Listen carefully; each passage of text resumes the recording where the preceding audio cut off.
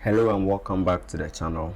So in this video we'll be looking at how to delete a to-do in our Ken architecture series.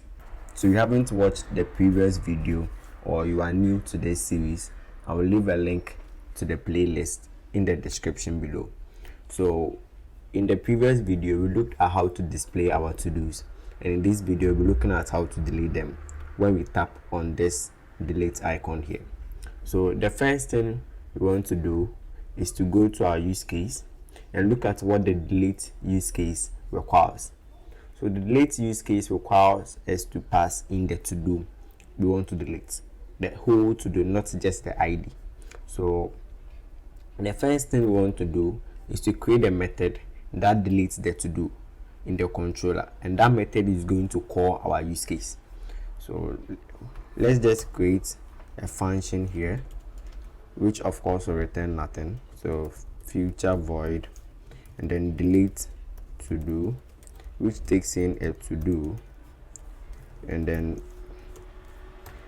it does some functionality. So this will be calling our use case, and now we don't have our delete to do use case here, so let's bring that. So delete to do use case, and then let's import this as well, and also require it in the constructor.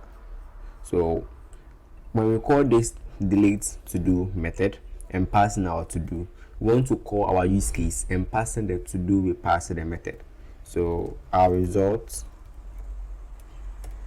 is going to be await delete to do use case and then passing the to do in a params, because if you look at the signature of our delete to do use case, what we are requiring, we need to pass in a to do in a form of a params, and params is just a class that we created for passing data, right? So if you feel like you have to go over this, I will leave a link to the videos where I talked about the params so that I have a look at it.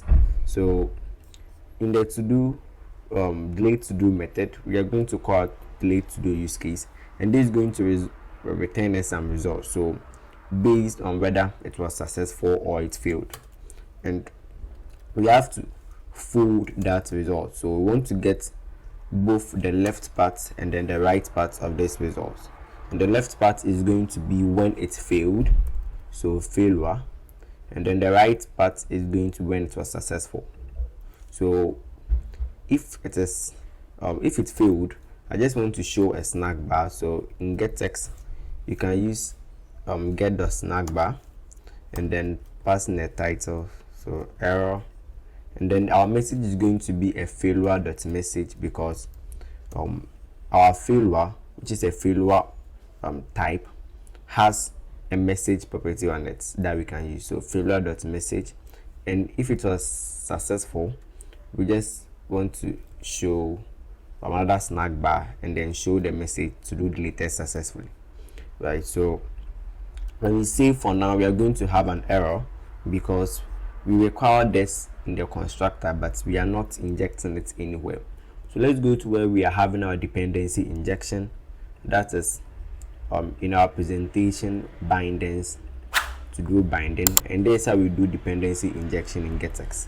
So over here we are going to add our delete to do use case, and then we have to call get.find. So get.find, but we have to also make sure we actually inject it. So I'm going to inject the delete to do use case like this, and that's going to be it. So I'm going to hot restart so that everything gets injected. Now back in our home page, so here when we tap on this delete button, we want to call our controller dot delete to do and passing the to do we want to delete, and to access the current to do we are on, we are going to do to do's and then index, right? So this will give us the current to do, so more like creating a variable here like to do and then setting it to do's index like this. This will give you each to do as the list view builder loops over the to do's data, but then I'm not creating a variable for it, so delete to do, I'm going to pass in the to do's index like this. And now let's try deleting the to do to see if it works. So I'm going to delete the first one, and if I tap on it, well, yeah, so it just disappears. And then tapping on the second one will also disappear.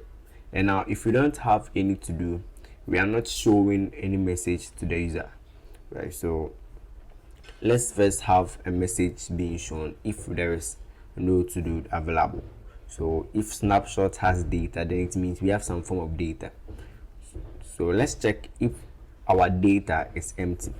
So if to do's dot empty or is empty, then it means we have data, but then it's just an empty array. So we want to return a text in the center, no to do is found, right? And now if we add our first to do,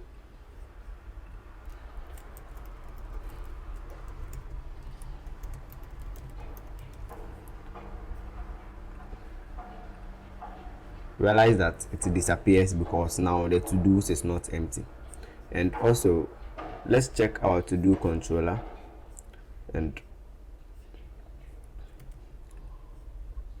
if results, if we have some error, we are showing a snack bar, else we are showing another snack bar that has successful message. So let's check if that works. And for some reason our snack bar is not working, so now we can delete a to do. So just call this able to delete, and then give it a description of able to delete, and then we get to do added successfully. When we delete, we get success to do deleted successfully. So what was wrong was I had to restart my emulator for the snack bar to show. I guess my emulator wasn't connected to the internet, so I had to just do that. Yeah, so thank you guys for watching, and I'll see you in the next one.